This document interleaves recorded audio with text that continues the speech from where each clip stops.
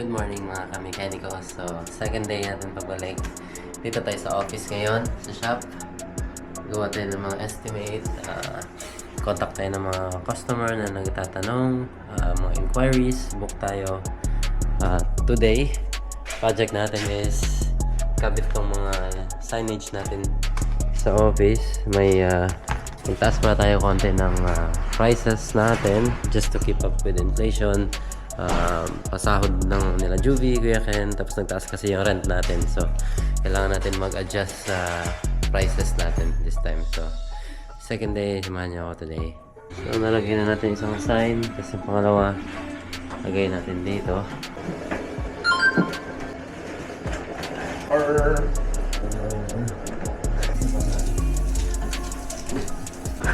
Bibili talaga yan. So yan, nalagay na natin yung bago nating sign, guys. So just to let you all know, dati 120 per hour yung shop labor natin. Nagtaas na tayo ng 130. Makita nyo. And for other services here, nagtaas tayo. Usually $5 more sa mga tires. Tires on rims, rust proofing, mga ganon. Pero yeah, yan na yun. Tapos naglagay tayo ng bagong sign dito. Na may mga customer kasi tayong nagtatanong kung ito na yung mileage ng car nila, tapos ano daw kailangan nilang maintenance. Pero nagpagawa na ako niyan para makita na ito. Again, engine oil, may mga mileage dito, brake fluid, ATF, CVT, manual, coolant, power steering fluid. Pwede nyo kaming tanongin or DM mo kami directly sa specific nyo na car, kasi this one is general mileage lang. Different manufacturers are different mileage due sa mga kapalitan nating maintenance. So yun lang, pakita ko sa inyo iba pang signs dito sa shop. Semi-synthetic versus full synthetic na comparison. Ito mga design natin is sa racetrack dati ng sasakyan. Number ko yan ako sa Kalabogi, motor sasakyan. Ito yung mga trophy natin dati, napanalunan natin, mga reward. Tapos ito, custom made na mekaniko si key holder. Bili lang natin yan sa marketplace. So dito yung sa motor natin, yung profile picture natin sa Facebook, business license, certificate natin sa apprenticeship. Agawang ko yung college na graduate ako dito. Tapos red seal natin na licensed mechanic tayo. So yun, ito nyo na ang office natin. Samahan niyo ako today. Gawa tayo mga sasakyan, tapos ayos-ayos tayo ulit sa shop. First car, meron tayong Toyota Camry. Ginawa natin yan ng nagsis kasi yung caliper niya. So pads, rollers, caliper. Tapos ginawa natin yung sway bar bushing niya. Bago na yan dito. Sway bar bushing, makita nyo bago yung mga hardware. Putol kasi kaya tinorch muna natin. Nag-extract tayo pero nalagay na yung dalawang bushing brakes. So tapos na to. Ito nag-aantong naman sa kabila is BMW pads and rotors, tsaka pakita natin yung shocks. On the way na yung parts, ready na isalpak, nakalinis na lahat. Ito naman yung sa BMW, ginabitan na ng bagong pads, rotors, tsaka yung shocks. Tapos na yung BMW, bagong shocks, pads, rotors. Sa kabila, bago na rin. So atras na to.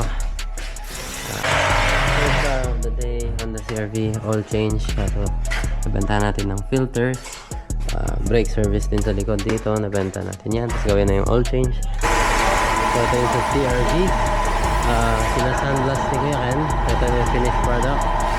Yung naka-sandblast, linis na. Nakakabitan natin pad. So tapos na yung Honda. Babalik lang natin sa brake pad maintenance mode. Return na natin kasi naka electric parking brake siya. Balik natin sa normal mode, then atras na natin. Next car, Toyota RAV4. Ito na oil change, regular customer natin.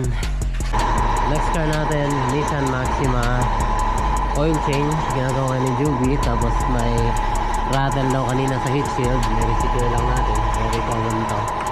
Yun lang. Next car, meron tayong BMW dito. Nagawa natin yung hub. Bago, luma. linisan ko lang. Yan yung grease. May rescue tayong customer na matayan kagabi. So, tingin namin ano to, alternator siguro kasi umiilaw daw yung complaint niya. Sabi niya umiilaw daw yung dash na mamatay. So, tingnan natin. Kunin natin doon sa roadside. Kunin natin sa shop. Dito kami ngayon sa rescue yung sasakyan. Start lang namin. Hindi siya mag-start. Yun. Test battery light. Test natin alternator. Drive natin sa shop. Let's go. So, nagkaroon na namin sa shop. Yun na, chine-check up na ng doktor. Si Doc Juby. Ayun na, nahulog na yung aparato niya. Nahulog na. So, nabentahan natin ng dalawang outer tie rod to. Kabila din. Tapos, oil change na natin. Nalagay na namin yung alternator nung na-rescue namin ng sasakyan. Tinetest ko lang, which is okay naman. 14.3 idling niya. Cold start, so wala na yung ilaw sa dash. Alternator problem fix. The next car, grab a Mercedes. Customer complaint, may engine light tsaka battery light. So akala natin alternator or battery. So tinest natin yung battery. Okay naman. Pero yung alternator niya 10.7 volts lang. Usually 13.5 depende specific car, pero 13 something and up. Okay, so akala natin alternator. So sinilip natin yung belt niya. Nakita mo yung belt na putol. So may ano dyan for sure. May nag-seize kaya naputol or yung belt itself is taas natin. Tapos check natin kung anong problema. Ito, so ito yung belt putol. Ito yung tensioner niya, ay yung ano niya, idler niya, sunog. So something nag-overheat. Tingnan natin sa taas. Makita niyo yung discoloration ng tensioner. Hinawakan ko na kanina. Nag-seize, kaya uminit. Ito plastic, habang uminit, nag-melt siya, tapos naputol yung belt. So tayo natin benta sa customer. Belt, idler, tsaka tensioner. So we ended up selling the Mercedes, pero big job. Dami namin tinanggal dito para sa tensioner.